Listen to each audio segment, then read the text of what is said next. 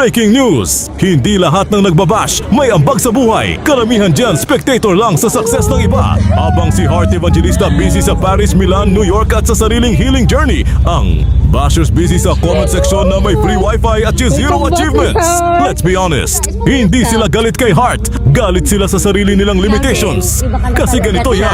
Kapag hindi mo kayang gawin ang ginagawa ng isang tao, ang tawag mo sa kanya mayabang. Kapag hindi mo maabot ang lifestyle, ang tawag mo arte. Kapag hindi mo kayang maging graceful sa trauma, ang tawag mo pa-victim. Classic Insecure Starter Pack. Samantalang si Heart, lumaki na may pinagdaanan, nasaktan, pinag-usapan, hinila pababa, pero imbes magpaka-bitter, nagpa-better. She didn't turn pain into attitude. She turned pain into art, elegance, and empire. At sa mga nagsasabing, luxurious lifestyle lang naman yan.